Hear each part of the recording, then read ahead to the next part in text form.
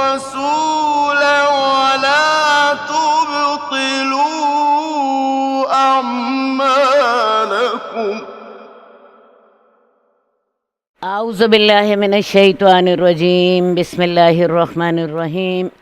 اللہم صلی علی محمد وعلی آل محمد کما صلیت علی ابراہیم وعلی آل ابراہیم انک حمید مجید. اللہم بارک علی محمد وعلی آل محمد کما بارکت علی ابراہیم وعلی آل ابراہیم انک حمید مجید. حدیث نمبر 1808. اب جی جنت کا تو ہم نے تھوڑا سا ذکر پڑھ لیا، آئیے اب دوزخ کے بارے میں تھوڑا سا پڑھتے ہیں.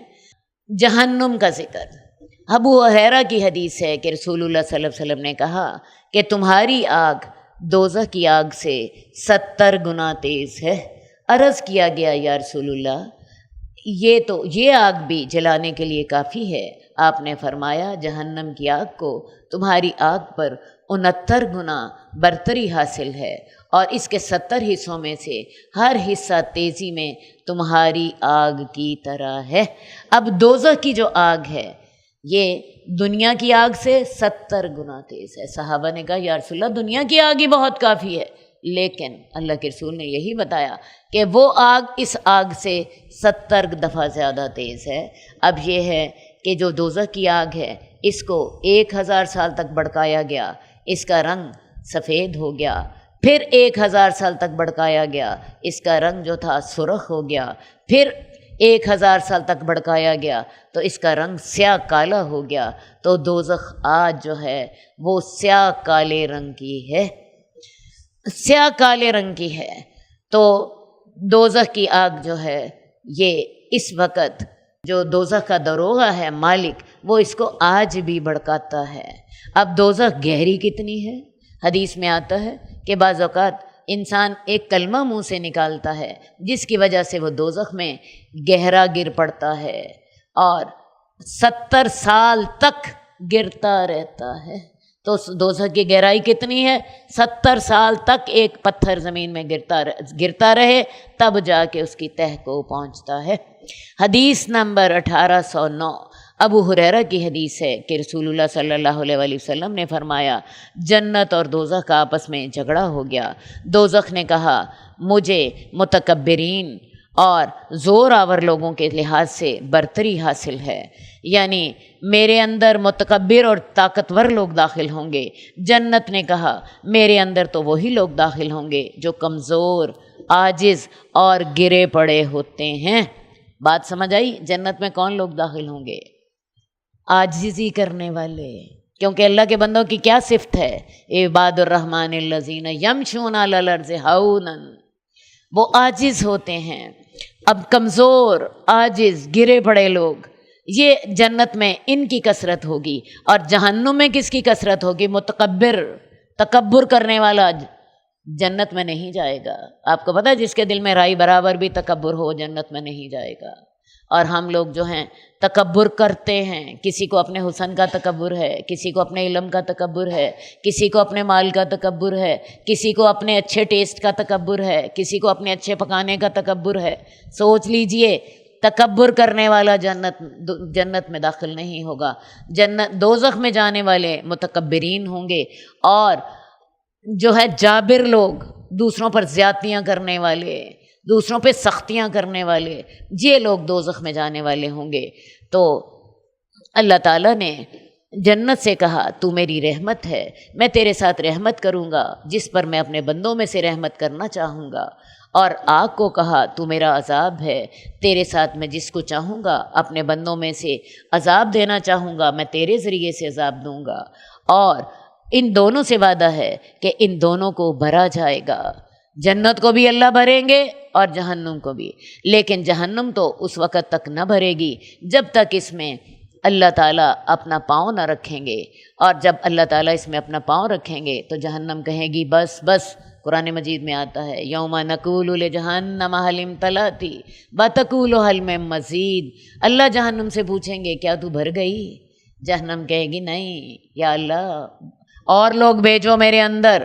تو پھر اللہ تعالیٰ اس میں اپنا پاؤں رکھیں گے، اور جب اللہ تعالیٰ اپنا پاؤں رکھیں گے تو جہنم جو ہے وہ سمٹ جائے گی، اور وہ سکڑ اور سمٹ جائے گی، اور اللہ تعالیٰ اپنی مخلوق میں سے کسی پر ظلم نہ کرے گا کہ جہنم کو بھرنے کے لیے اسے اس میں غلط ناجائز طور پر ڈال دے، اور جنت اللہ تعالیٰ اسے بھرنے کے لیے کچھ اور مخلوق پیدا کر دے گا، تب جا کے جنت بھرے گی۔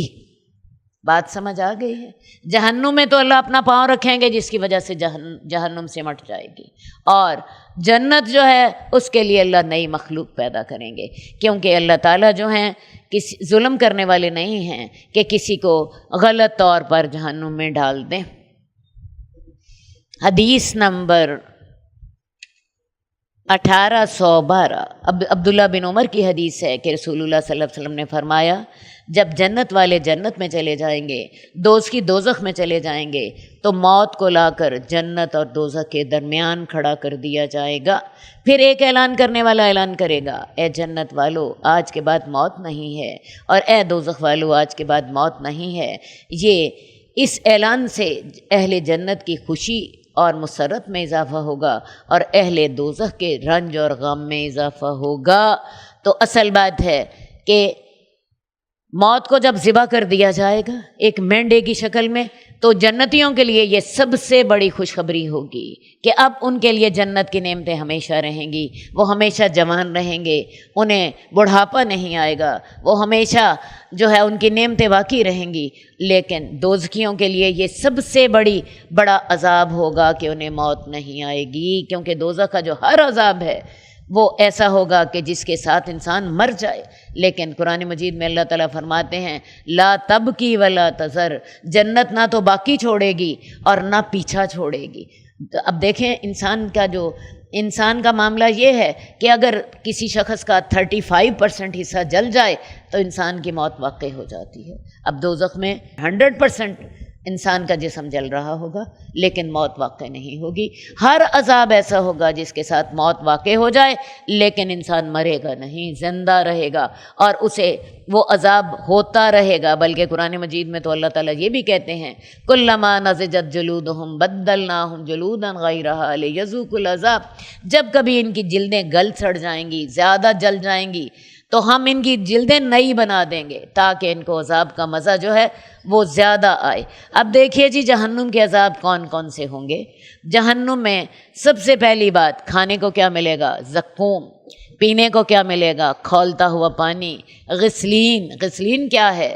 زخموں کی دوبن، پیپ، جسے انسان دیکھنا بھی پسند نہ کرے۔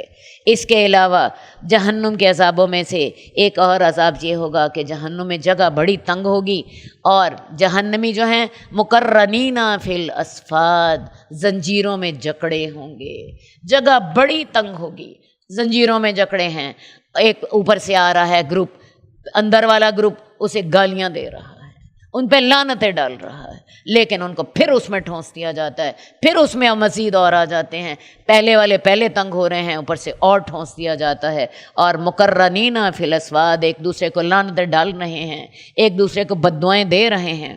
اور اس کے علاوہ دوزخ جو ہے وہ نار موصدہ، اوپر سے بند کرتی جائے گی تاکہ دوزخی اندر میں گل سڑ جائیں۔ پریشر کوکر کو ذرا دیکھ لیں، پریشر کوکر کے ساتھ کیا ہوتا ہے، حرارت بند کر دی جاتی ہے تو وہی گوشت جو آدھے گھنٹے میں گلتا ہے وہ 5 منٹ میں یا 10 منٹ میں گل جاتا ہے۔ تو جو ہے یہ دوزخ جو ہے اوپر سے اس کی آگ جو ہے بند کر دی جائے گی، اور پھر دوزخ میں ہتھوڑے بھی ہوں گے۔ دوزخ میں جو ہے لباس ان کے لیے قطعت لہم ثیاب من نار یصب من فوق رؤوسہم الحمیم، ان کے کپڑے آگ کے ہوں گے، ان کا بستر آگ کا ہوگا، اور پھر صرف آگ کا بستر نہیں ہوگا، کپڑے نہیں ہوں گے، بلکہ اوپر سے کھولتا ہوا پانی بھی سر میں ڈالا جائے گا۔ اور سر میں اس لیے ڈالا جائے گا کہ یہ سر وہ جگہ تھی جہاں پہ انسان اللہ کی نافرمانی کے بارے میں سوچتا تھا، اللہ کی نافرمانی کے بارے میں دماغ اس کے ساتھ شامل ہوتا تھا تو سر میں کھولتا ہوا پانی ڈالا جائے گا، اور وہ کھولتا ہوا پانی جو ہے یسحر بہ ما فی بطونہم والجلود، جہاں جہاں سے گزرے گا جسم کو گلا ڈالے گا، اور گلا ڈال کے وہ سارے کا سارا پیٹھ کے رس سے نیچے سے نکلتا چلا جائے گا۔ اور اتنا کافی نہیں ہے، وَلَهُم مَّقَامِعُ مِنْ حَدِيدٍ، یہ ساری سورہ حج کی آیات ہیں، ان کے لیے لوہے کے ہتھوڑے بھی ہوں گے، وہ بھی ان کے لیے ان کو مارے جائیں گے۔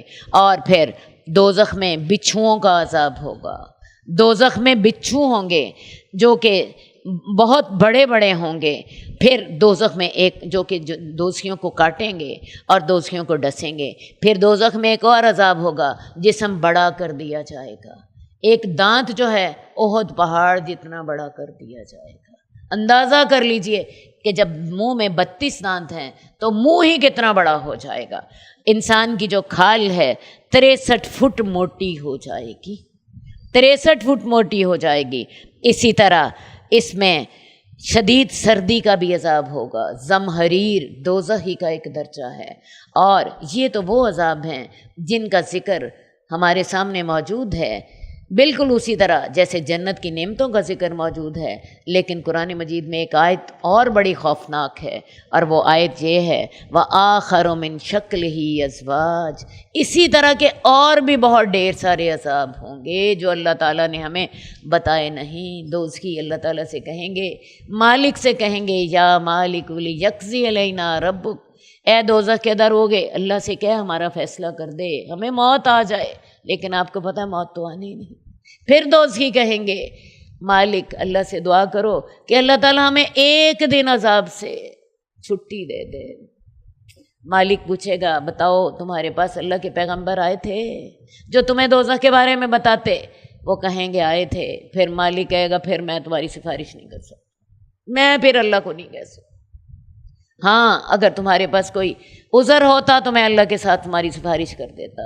تو لہٰذا یہ بھی جو ان کی گزارش ہوگی یہ بھی پوری نہیں ہوگی۔ تو یہ تمام عذاب جو ہیں یہ دوزخ میں انسان کو دیے جائیں گے۔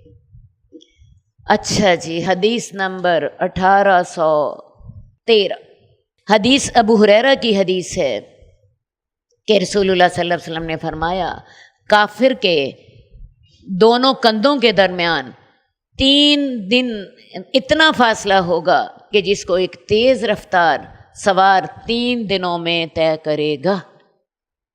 میں نے بھی آپ کو بتایا کہ ایک دانت احد پہاڑ جتنا ہو جائے گا، ایک جس کھال 63 فٹ موٹی ہو جائے گی، سارا جسم یہ جو بیٹھنے کی جگہ ہے یہ اتنی بڑی ہو جائے گی جتنا مکہ اور مدینہ کے درمیان فاصلہ ہے، اور مکہ اور مدینہ کے درمیان 450 کلومیٹر کا فاصلہ ہے۔ حدیث نمبر 1814، حارثہ بن وہب خزائی کہتے ہیں میں نے رسول اللہ صلی اللہ علیہ وسلم کو فرماتے ہوئے سنا کیا میں تمہیں جنت والوں کے بارے میں خبر نہ دوں؟ ہر کمزور اور عاجز شخص جسے لوگ حقیر اور ذلیل سمجھیں لیکن وہ اللہ کے بھروسے پر قسم کھا لے تو اللہ اسے سچا کر دے۔ اور میں تم کو دوزخیوں کے متعلق نہ بتاؤں؟ ہر جگڑالو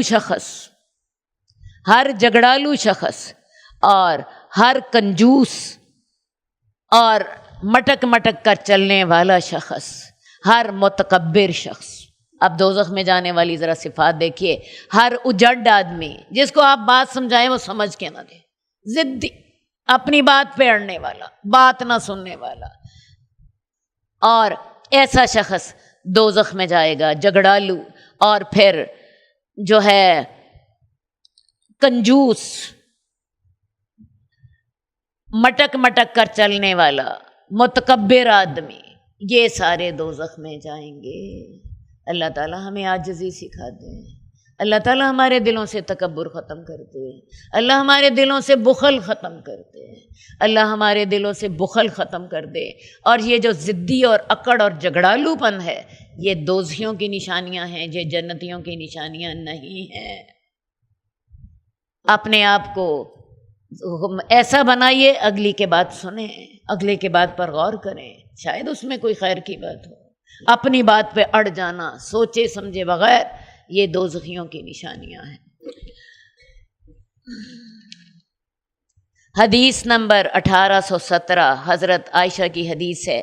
حضرت عائشہ نے کہا کہ رسول اللہ صلی اللہ علیہ وسلم نے فرمایا تم قیامت والے دن ننگے پاؤں ننگے جسم بغیر ختنے کے اکٹھے کیے جاؤ گے۔ حضرت عائشہ کہتی ہیں میں نے کہا اللہ کے رسول عورتیں اور مرد ان میں ایک دوسرے کو دیکھے گا، ایک دوسرے کا ننگ دیکھے گا؟ تو اللہ کے رسول نے فرمایا معاملہ اس سے زیادہ سخت ہوگا، اتنا سخت ہوگا کہ کسی کو ایک دوسرے کی طرف دیکھنے کا خیال تک نہ آئے گا۔ سب سے پہلے حضرت ابراہیم علیہ السلام کو لباس پہنایا جائے گا، اور میں آپ کو بتاؤں دوزخ کا جو سب سے کم عذاب ہے وہ جس کو دیا جائے گا، اس کے پاؤں کے تلوے میں ایک آگ کا انگارہ رکھا جائے گا، لیکن اس آگ کے انگارے کی اتنی تکلیف ہوگی کہ اس کے ساتھ اس کا دماغ کھولے گا، حالانکہ وہ تلوا جو وہ انگارہ جو ہے پاؤں کے تلوے میں رکھا جائے گا، یہ سب سے نیچے والا حصہ ہے اور دماغ سب سے اونچے والا حصہ ہے، تو اس کی تپش اتنی ہوگی کہ اس کے ساتھ اس کا دماغ جو ہے وہ کھولنے لگے گا۔ حدیث نمبر 1820 عبداللہ بن عمر کی حدیث ہے کہ رسول اللہ صلی اللہ علیہ وسلم نے فرمایا لوگ قیامت والے دن رب العالمین کے حضور کھڑے ہوں گے، حتیٰ کہ ان کا جو بعض اپنے کانوں کے نصف تک اپنے ہی پسینے میں ڈوبے ہوں گے، پسینہ میلوں بہہ رہا ہوگا اپنے اپنے گناہوں کے مطابق، کسی کا پسینہ گھٹنوں تک، کسی کا پسینہ ٹخنوں تک، اور کسی کا پسینہ یہاں تک اپنے کانوں کے نصف تک، یہ کانوں کا نصف ہے، یہاں تک وہ اپنے پسینے میں ڈوبے ہوں گے، جتنے جتنے گناہ ہوں گے اسی کے مطابق۔ حضرت ابو ہریرہ کہتے ہیں کہ رسول اللہ صلی اللہ علیہ وسلم نے فرمایا کہ قیامت کے دن لوگوں کو اتنا پسینہ آئے گا کہ زمین میں 70 گز تک پسینہ بہہ رہا ہوگا، اور منہ اور کانوں تک پسینہ ہی پسینہ ہوگا اپنے اپنے گناہوں کے مطابق۔ اللہ تعالی ہمیں حشر کی ہولناکیوں سے محفوظ رکھنا۔ اللہ رب العزت قیامت کے دن اللہ اپنے عرش کے سایہ نصیب فرمانا۔ اللہ قیامت والے دن ہم پر رحم فرما دینا۔ اللہ اپنے رحم کے سائے میں ہمیں لے لینا۔ اللہ رب العزت اس دن ہمارے ساتھ ہونا۔ اللہ رب العزت قیامت والے دن ہمیں یاد رکھنا۔ اللہ پل صراط پہ ہمیں یاد رکھنا۔ اللہ رب العزت ہمیں حوض کوثر پہ کا پانی نصیب فرمانا۔ آمین یا رب العالمین برحمتک یا ارحم الراحمین۔ حدیث نمبر 1822 عبداللہ بن عمر کی حدیث ہے کہ رسول اللہ صلی اللہ علیہ وسلم نے فرمایا تم میں سے جب کوئی مر جاتا ہے تو اس کو صبح شام اس کا ٹھکانہ دکھایا جاتا ہے، اگر وہ جنتی ہے تو اس کو جنتیوں کا ٹھکانہ دکھایا جاتا ہے، اگر وہ دوزخی ہے تو اسے دوزخیوں کا ٹھکانہ دکھایا جاتا ہے، پھر اسے کہا جاتا ہے یہ تیرا اصل مقام ہے جہاں تجھے اس کے بعد پہنچنا ہے جب اللہ تعالیٰ قیامت کے دن تجھے دوبارہ اٹھائے گا۔ اصل بات یہ ہے جب انسان مر جاتا ہے، ہمارے سامنے تو ایک شخص کو آپ قبر میں ڈال دیتے ہیں اور بس اس کے بعد آپ کو پتہ نہیں ہے، لیکن ہوتا یہ ہے کہ جب آپ قبر میں کسی کو ڈال آتے ہیں تو قبر میں ڈالتے ہی ابھی وہ شخص جو ہے جس کو قبر میت جو ہے اس کو جب آپ نے قبر میں ڈالا ہے اور ابھی آپ اس کو دفن کر کے واپس ہی پلٹ رہے ہوتے ہیں کہ منکر اور نکیر 2 فرشتے آ جاتے ہیں، انتہائی خوفناک شکلوں والے، جتنا ڈراؤنا آپ کہہ سکتے ہیں اتنی ڈراؤنی شکلوں والے، اور وہ میت میں اس کی روح دوبارہ ڈال دیتے ہیں اور اسے زندہ کر کے بٹھا دیتے ہیں، اس سے 3 سوال کرتے ہیں، اور وہ 3 سوال یہ ہوتے ہیں من ربو کا، ما دینو کا، من نبیو کا، تیرا رب کون ہے، تیرا دین کون سا ہے، اور تیرا نبی کون سا ہے۔ اور جو میت ان باتوں کا صحیح جواب دے دیتی ہے اس کو اس کی قبر میں جنت کی کھڑکی کھول دی جاتی ہے، اور جو میت درست جواب نہیں دیتی اس کی قبر میں دوزخ کی کھڑکی کھول دی جاتی ہے، اور ان کو ان کا ٹھکانہ صبح اور شام دکھایا جاتا ہے۔ جو قبر ہے ظاہرہ طور پہ تو آپ کو 2 گز چوڑی اور 2 فٹ چوڑی اور 6 فٹ لمبی ایک جگہ نظر آتی ہے، لیکن یہ میت کے لیے یا تو جنت کے باغوں میں سے ایک باغ ہوتی ہے یا دوزخ کے گڑھوں میں سے ایک گڑھا ہوتی ہے۔ حدیث نمبر 24 حضرت انس بن مالک کی حدیث ہے کہ رسول اللہ صلی اللہ علیہ وسلم نے کہا کہ بندے کو جب اس کی قبر میں رکھا جاتا ہے، اس کے ساتھی اس سے پیٹ پھیر کر چلے جاتے ہیں اور وہ ان کے جوتوں کی جو آواز ہوتی ہے وہ بھی سن رہا ہوتا ہے کہ اس کے پاس 2 فرشتے آتے ہیں، اسے بٹھا دیتے ہیں اور اسے کہتے ہیں تو اس آدمی یعنی محمد صلی اللہ علیہ وسلم کے بارے میں کیا کہتا تھا؟ جو مومن ہوتا ہے وہ کہتا ہے میں گواہی دیتا ہوں کہ وہ اللہ کے بندے ہیں اور اس کے رسول ہیں، تو اسے کہا جاتا ہے اپنا آگ میں سے ٹھکانہ دیکھو، اللہ تعالیٰ نے اس آگ کے ٹھکانے کو جنت کے ٹھکانے کے ساتھ بدل دیا ہے، تو وہ اپنے دونوں ٹھکانے دیکھتا ہے۔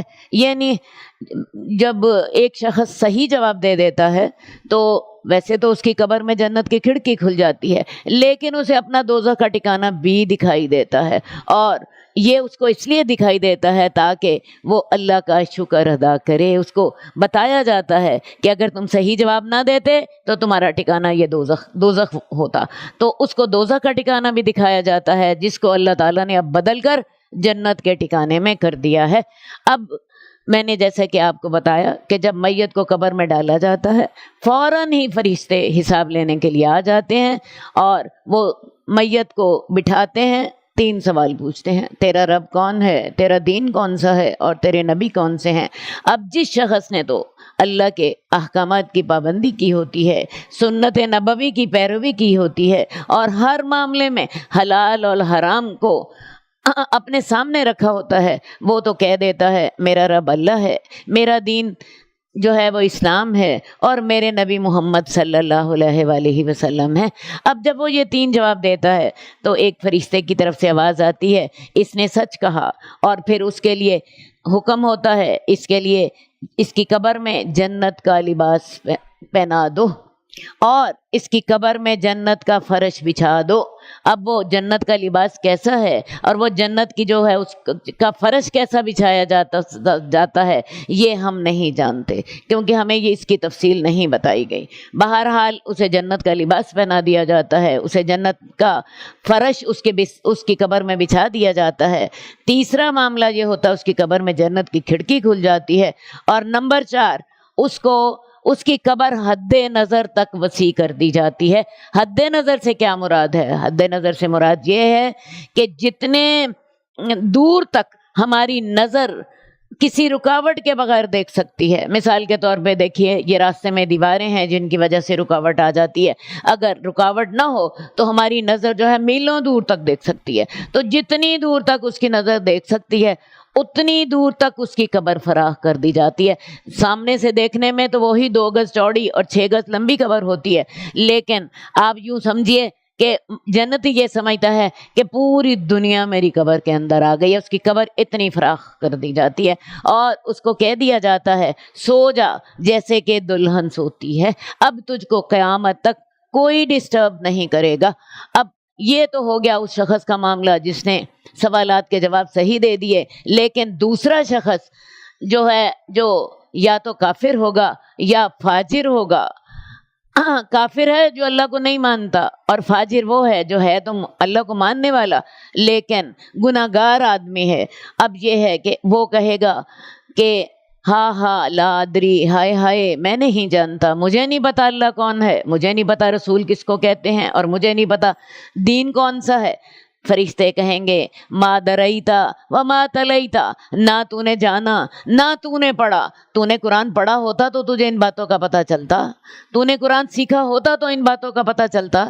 تو وہ اس کے لیے اسی وقت پھر عذاب شروع ہو جاتے ہیں، جیسے جنتی کے لیے نعمتیں شروع ہو جاتی ہیں، اس کے لیے قبر کا عذاب شروع ہو جاتا ہے۔ اور سب سے پہلے قبر کا کیا عذاب ہوتا ہے؟ وہ قبر کا عذاب سب سے پہلے یہ ہوتا ہے کہ قبر تنگ کر دی جاتی ہے۔ میں میرا خیال عذاب بتانے سے پہلے ایک دفعہ پھر آپ کو میں کلیئر کرنا چاہوں گی کہ جب تک انسان قرآن نہیں پڑھتا، جب تک انسان رسول اللہ صلی اللہ علیہ وسلم کے ارشادات کو نہیں سمجھتا، انہیں نہیں جانتا، تب تک اس کو نہیں پتا چلتا کہ میرا رب کون ہے، میرا دین کون سا ہے، میرا نبی کون سا ہے۔ علم ہی حاصل نہ کیا تو عمل کہاں سے آئے گا؟ دنیا کے لیے تو ہم 16 سال بلکہ 20 سال تک محنت کرتے رہتے ہیں، لیکن دین کا علم حاصل کرنے کے لیے، اپنی آخری زندگی کے لیے ہم اس طرح کی کسی بھی محنت کو فالتو سمجھتے ہیں، حالانکہ دنیا کی زندگی جو ہے وہ زیادہ سے زیادہ 90 یا 100 سال ہے، جبکہ آخرت کی زندگی شاید 90,000 سال ہے یا اس سے بھی زیادہ ہے۔ تو جو زندگی تھوڑی سی ہے اس کے لیے تو 20 سال ہم تیاری کرتے ہیں، اور جو اربوں سالوں کی ہے، کھربوں سالوں کی ہے، ہمیں نہیں پتہ، کیونکہ قرآن مجید ہمیں یہی کہتا ہے خالدین فیہا ابدا، اس میں ہمیشہ ہمیشہ رہیں گے۔ اب یہ ہمیشہ ہمیشہ کیا لاکھوں سال کا ہے، کیا کروڑوں سال کا ہے، کیا اربوں سال کا ہے، یہ ہم نہیں جانتے۔ اب اس کے لیے تو ہمیں کچھ سیکھنا فالتو سمجھتے ہیں۔ تو یہی انسان کی بے وقوفی ہے کہ انسان اس زندگی کے لیے کوئی تیاری نہیں کرتا۔ کراچی جانا ہو، اس سفر کے لیے ہم مہینہ پہلے تیاری شروع کر دیتے ہیں، لیکن آخرت کے سفر کے لیے ہم سمجھتے ہیں جب آئے گا دیکھا جائے گا، اور اس سے بڑی بے وقوفی انسان کی کوئی بھی نہیں ہے۔ بہرحال اب ہوتا کیا ہے، وہ فرشتے اسے کہتے ہیں ما دریتا وما تلیتا، نہ تو نے جانا نہ تو نے پڑھا ہوتا تو تب تجھے علم ہوتا۔ تو لہٰذا سب سے پہلا کام جو آپ نے رمضان کے بعد کرنا ہے وہ یہ ہے، قرآن سیکھیں، حدیث سیکھیں۔ اس کے بغیر آپ کی آخرت کی زندگی جو ہے وہ کامیابی سے نہیں گزر سکتی۔ تو اب کیا ہوتا ہے، وہ شخص جب یہ بات کہتا ہے کہ ہا لا ادری، ہائے ہائے میں نہیں جانتا، لوگ ایک بات کہتے تھے میں کہہ دیتا تھا، لوگ ایک کام کرتے تھے میں کر دیتا تھا۔ تو میں آپ کو بتاؤں، یہ جو انداز ہے کہ جہاں نہ کلمے کے معنی کا پتہ ہے، نہ کلمے کے تقاضوں کا پتہ ہے، نہ اللہ کے احکامات کا علم ہے، تو یہ جب تک نہ سیکھیں تب تک کیسے انسان کو پتہ چل سکتا ہے؟ کل ہی میرے سے بات ہو رہی تھی، کوئی مجھے کہہ رہا تھا کہ بہت سے ایسے علاقے ہیں، وسیع علاقے ایسے ہیں جہاں کسی کو روزے کے تصور کا پتہ نہیں۔ یہ کل بات ہو رہی تھی۔ اور بہت سے علاقے ایسے ہیں کہ جہاں لوگوں کو کلمہ تک کا نام تک نہیں آتا۔ یہ پاکستان کا حال ہے جو کہ ایک اسلامی مملکت ہے، اور جہاں تک آپ کے لاہور کا تعلق ہے، لاہور کی حالت یہ ہے کہ لاہور کے اتوار بازاروں میں دوپہر کو 12 بجے ہوٹل کھلے ہوتے ہیں اور لوگ سب کھانا کھا رہے ہوتے ہیں، اور کوئی رمضان کا تقدس اور رمضان کا احترام کچھ نہیں۔ تو آپ یہ دیکھیے، یہ چیزیں انسان کو، جب تک آپ علم حاصل نہیں کرتے آپ اسی جہالت تک پہنچتے ہیں، نہ نماز، نہ روزہ، نہ عقیدہ، پھر انسان نے برباد ہی ہونا ہے، اور کیا ہونا۔ تو یہی بات وہ فرشتے کہیں گے۔ وہ آدمی کہے گا مجھے نہیں پتا اللہ کون ہے، مجھے نہیں پتا میرا دین کون سا ہے، مجھے نہیں پتا میرے نبی کون سے ہیں، میں تو لوگ ایک بات کہتے تھے میں کہہ دیتا تھا، اور لوگ ایک کام کرتے تھے میں کر دیتا تھا۔ تو میری بہنوں، دین سنی سنائی باتوں کا نام نہیں ہے، دین گہرے شعور کا نام ہے۔ اور وہ شعور کس چیز کا؟ اللہ میرا خالق ہے، اللہ میرا مالک ہے، اللہ میرا رازق ہے، کوئی مانے یا نہ مانے میں نے اپنے رب کی فرما برداری کرنی ہے۔ اچھا جی، اب کیا ہوتا ہے؟ ایسے شخص کے لیے بھی عذاب شروع ہو جاتے ہیں، جیسے نیک آدمی کے لیے نعمتیں شروع ہو جاتی ہیں۔ سب سے پہلی بات، قبر تنگ ہو جاتی ہے۔ وہی جو قبر 2 فٹ چوڑی ہوتی ہے وہ اتنی زیادہ تنگ ہو جاتی ہے کہ آدمی کی ہڈیاں ٹوٹنے لگ جاتی ہیں، اس کی پسلیاں ایک دوسرے کے اندر یوں گھس جاتی ہیں۔ رسول اللہ صلی اللہ علیہ وسلم نے اپنے ہاتھوں کو ایک دوسرے کے اندر ڈال کے یوں بتایا کہ ایسے اس کی پسلیاں ایک دوسرے کے اندر گھس جاتی ہیں، اور پھر قبر تنگ ہونے ہوتی ہے۔ اس کے بعد کیا ہوتا ہے؟ اس کی جو ہے قبر، اس کو فرشتے، وہی فرشتے جو حساب لینے کے لیے آئے تھے، منکر نکیر، ان کے ہاتھ میں اتنے بڑے گرز ہوتے ہیں، وہ اس کو مارتے ہیں۔ وہ آدمی چیختا ہے، چلاتا ہے، روتا ہے، اور اس کی گرز کے مارنے کی وجہ سے مر جاتا ہے، دوبارہ جان ڈالی جاتی ہے، اور دوبارہ اس کو یہی عذاب ہوتا ہے۔ اس کے علاوہ اس کو اس کی قبر میں دوزخ کی کھڑکی کھول دی جاتی ہے، دوزخ کی کھڑکی کھول دی جاتی ہے۔ اسے دکھایا جاتا ہے کہ ایک تیرا، اگر تو نیک ہوتا تو تیرا ٹھکانہ ایک جنت میں ہوتا، اب وہ ٹھکانہ بدل کے یہ تیرا دوزخ کا ٹھکانہ ہے۔ اور تیسری بات یہ، چوتھی بات یہ ہوتی ہے کہ اس کی قبر میں بچھو اور سانپ چھوڑ دیے جاتے ہیں۔ بچھو اور سانپ چھوڑ دیے جاتے ہیں، وہ اسے ڈستے ہیں، وہ اسے کاٹتے ہیں، وہ چلاتا ہے، کائنات کی ہر چیز اس کی آواز سنتی، کائنات کی ہر چیز اس کی آواز سنتی ہے، لیکن انسان اور جنوں کے لیے یہ غائب رکھا گیا ہے۔ انسان اور جن یہ آواز نہیں سنتے، باقی کائنات کی ہر مخلوق کی آواز سنتی ہے، تو اسے قیامت تک سزا ملتی رہتی ہے۔ یہ جو ہے تمام عذاب اس کو قبر میں دیے جا رہے ہیں۔ اسی لیے اللہ کے رسول صلی اللہ علیہ وآلہ وسلم نے ہمیں دعا سکھائی تھی، اللہم انی اعوذ بک من عذاب القبر واعوذ بک من عذاب الحشر واعوذ بک من عذاب النار۔ تو قبر کا عذاب جو ہے برحق ہے۔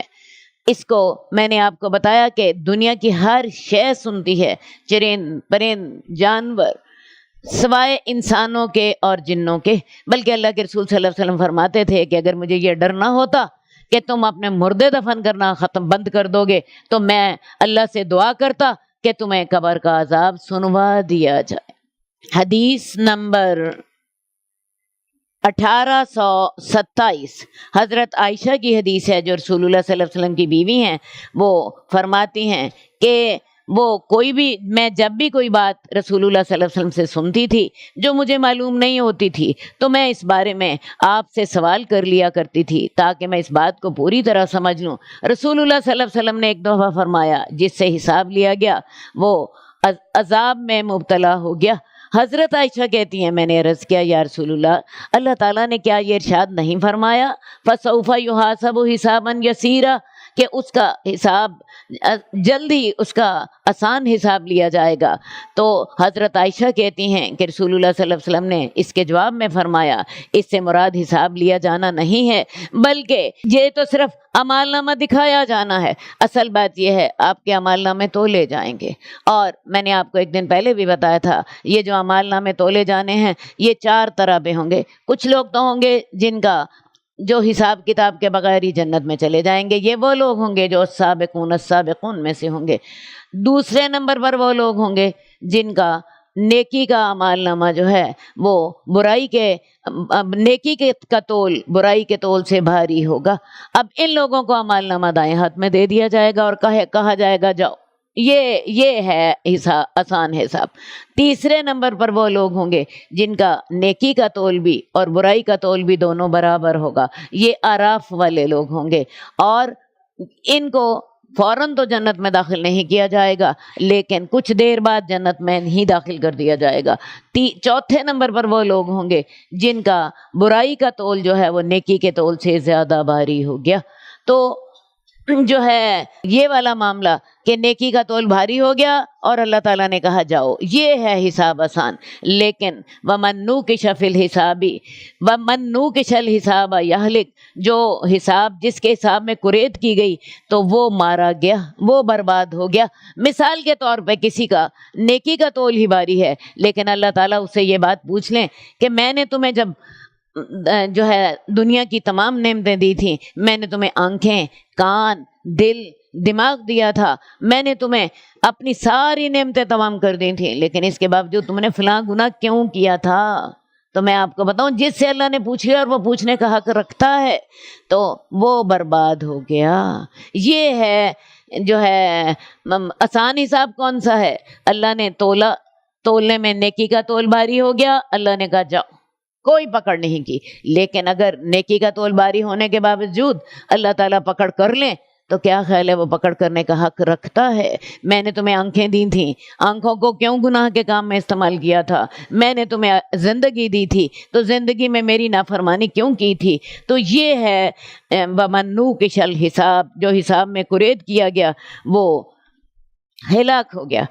ایک دن رسول اللہ صلی اللہ علیہ وسلم گھر میں تشریف لائے، حضرت عائشہ رو رہی تھی۔ پوچھا عائشہ کیوں روتی ہو؟ کہنے لگی یا رسول اللہ، میں قیامت کا ذکر تھا، آگ کا ذکر، جہنم کا ذکر تھا، مجھے رونا آ گیا۔ اور ساتھ ہی بڑے مان سے رسول اللہ صلی اللہ علیہ وسلم سے پوچھنے لگیں کہ کیا یا رسول اللہ آپ قیامت والے دن اپنے گھر والوں کی مدد کریں گے؟ رسول اللہ صلی اللہ علیہ وسلم نے فرمایا کہ 3 موقع ایسے ہیں جب کوئی کسی کے کام نہیں آئے گا۔ 3 موقع ایسے ہیں جب کوئی کسی کے کام نہیں آئے گا۔ نمبر 1، حساب کتاب جب لیا جا رہا ہوگا، اور یہ حساب کتاب کون لے گا؟ اللہ رب العزت خود لیں گے۔ اور نمبر 2، جب اعمال نامے دائیں ہاتھ میں دیے جائیں گے یا بائیں ہاتھ میں دیے جائیں گے، اس وقت کوئی کسی کی مدد نہیں کر سکے گا۔ اصل بات ہے جس کا نیکی کا تول بھاری ہوگا اس کو دائیں ہاتھ میں اعمال نامہ دیا گیا، اور جس کا برائی کا تول بھاری ہو گیا وہ اس کو بائیں ہاتھ میں اعمال نامہ دیا جائے گا۔ وہ شخص اپنے بائیں ہاتھ کو پیٹھ کے پیچھے چھپا لے گا، میں نے نہیں لینا، ٹھیک ہے؟ اسے اپنی جو ہے ناکامی اور دوزخ اور عذاب سامنے نظر آ رہا ہوگا، پھر اس کو پیچھے سے ہی عمل نامہ دیا جائے گا۔ اور تیسرا وہ وقت ہوگا جس وقت پل صراط دوزخ کے اوپر رکھی جائے گی۔ ان 3 موقعوں پر کوئی کسی کے کام نہ آئے گا۔ دوبارہ سن لیجئے، جب حساب کتاب ہوگا، نمبر 2 جب اعمال نامے ہاتھوں میں دیے جائیں گے، اور نمبر 3 جب پل صراط جو ہے دوزخ پہ رکھا جائے گا، اس وقت ان 3 وقتوں پر کوئی کسی کے کام نہیں آ سکے گا۔ حالانکہ حضرت عائشہ اللہ کے رسول کو دنیا میں سب سے زیادہ پیاری ہیں، اور بڑے مان سے پوچھ رہی ہیں، یا رسول اللہ قیامت والے دن آپ اپنے گھر والوں کے کام آئیں گے؟ اللہ کے رسول فرماتے ہیں نہیں، یہ ان 3 موقعوں پر کوئی کام نہیں آ سکے گا۔ ایک بات میں آپ کو اور بھی بتانا چاہتی ہوں، دنیا میں تو ہم رہ رہے ہوتے ہیں بڑے عیش و آرام کے ساتھ، اے سی لگے ہیں، ہم کھانے کو ہے، پینے کو ہے، آرام دہ بستر ہیں، سب کچھ، لیکن میں آپ کو بتاؤں جو ہی انسان مرتا ہے اصل معاملہ شروع تب ہوتا ہے، اصل معاملہ تب شروع ہوتا ہے مرنے کے بعد ہی۔ میں آپ کو بتاؤں انسان کی زندگی کے وہ سخت ترین مراحل شروع ہو جاتے ہیں جس کے بارے میں انسان نے کبھی سوچا بھی نہ تھا۔ سب سے پہلا مرحلہ جو ہوتا ہے یہ موت کا ہے۔ موت بڑی ہولناک ہے، اور موت کے وقت انسان کو بڑی سخت تکلیف ہوتی ہے۔ یہ پہلا مرحلہ ہے، اور انسان اس وقت اکیلا ہے، کوئی بھائی، کوئی بیٹا، کوئی ماں، کوئی باپ اس وقت آپ کو فائدہ نہیں دے سکتا۔ اسی کو ہی ہم نزع کی تکلیف کہتے ہیں۔ نمبر 2 قبر کا عذاب۔ کیا خیال ہے آپ کے ساتھ کوئی ہوگا؟ کوئی ماں، کوئی بیٹا، کوئی باپ؟ وہاں پہ کس کو فیس کرنا ہے؟ اکیلے اللہ کو۔ اور آپ کے اعمال، آپ کو پتہ ہے قبر میں کون ساتھ جائے گا؟ کوئی ساتھ نہیں ہوگا۔ قبر بہت ہولناک ہے۔ قبر جو ہے تنہائی کا گھر ہے، قبر کیڑوں کا گھر ہے، قبر جو ہے اس میں گرمی اور سردی کا کوئی انتظام نہیں ہے، قبر اندھیرے کا گھر ہے، قبر اندھیرے کا گھر ہے۔ قبر میں نہ گرمی نہ سردی کسی چیز کا انتظام نہیں ہے، اور سب سے بڑی بات ہے وہاں پہ آپ کا ساتھی کوئی نہیں ہے، آپ اکیلے ہیں۔ دنیا میں آپ کو تکلیف آتی ہے، آپ کی اولاد آپ کو ہاسپٹل لے جاتی ہے، آپ کے ساتھی ہوتے ہیں، آپ کے ہمدرد ہوتے ہیں، آپ کسی کو ملازم رکھ لیتے ہیں، لیکن قبر میں آپ تنہا ہیں۔ جو تیسرا جو اس موقع پر تیسرا جو عذاب ہے وہ حشر کا، اور چوتھا معاملہ حساب کتاب کا۔ اور یہ یاد رکھیے یہ تمام معاملے جو ہیں، تمام معاملے ایک سے بڑھ کر ہیں۔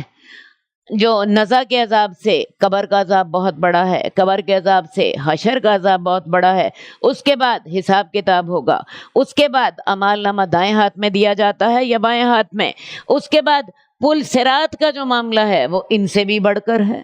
ہم نے پل صراط کے بارے میں کتاب الایمان میں پڑھا تھا کہ تمام نبی بھی اس وقت کہہ رہے ہوں گے رب سلم، اللہ آج حفاظت تو فرما دے۔ اور پھر اس کے بعد اگلا جو معاملہ 7واں مرحلہ ہے وہ دوزخ کا۔ کون سا شخص دوزخ سے بچ جاتا ہے اور کون سا شخص دوزخ سے بچ کے اللہ کی جنت میں چلا جاتا ہے؟ تو میں آپ کو بتاؤں، ہم سمجھتے ہیں کہ شاید مرنے کے ساتھ معاملہ ختم ہو گیا، حقیقت یہ ہے کہ مرنے کے بعد معاملہ شروع ہوتا ہے، اور یہ میت کو تنہا اکیلا سب کچھ برداشت کرنا ہے۔ لہٰذا آج اپنی موت کی تیاری کیجیے، آج موت کی تیاری کیجیے۔ موت کے بعد تمام مراحل انتہائی مشکل اور انتہائی ہولناک ہیں۔ میں دوبارہ ایک دفعہ دہرا دیتی ہوں، مرتے وقت سب سے پہلے نزع کی تکلیف، اس کے بعد قبر کا عذاب، اس کے بعد حشر کا عذاب، اس کے بعد حساب کتاب، اس کے بعد اعمال نامہ دائیں ہاتھ میں دیا جائے گا یا بائیں ہاتھ میں، اور اس کے بعد پل صراط سے گزرنا ہوگا، کیونکہ جو نیک لوگ بھی ہیں انہیں بھی جنت میں جانے کے لیے پل صراط سے گزر کے جنت میں جانا ہوگا۔ اور جو آخری عذاب ہے اللہ تعالیٰ کا، دوزخ یا جنت، اللہ تعالیٰ ان تمام مراحل پر ہماری مدد فرمائے۔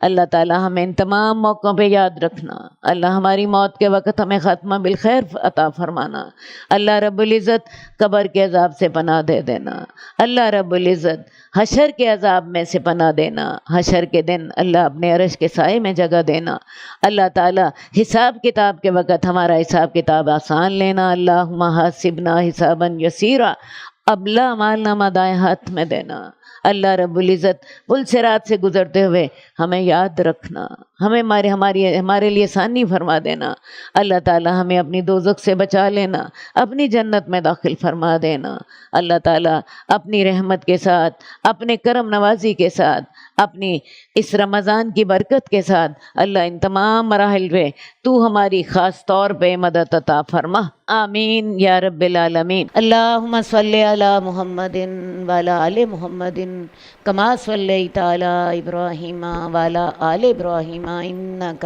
حمید مجید، اللہم بارک علی محمد وعلی آل محمد کما بارکت علی ابراہیم وعلی آل ابراہیم انک حمید مجید۔ مولاي صل وسلم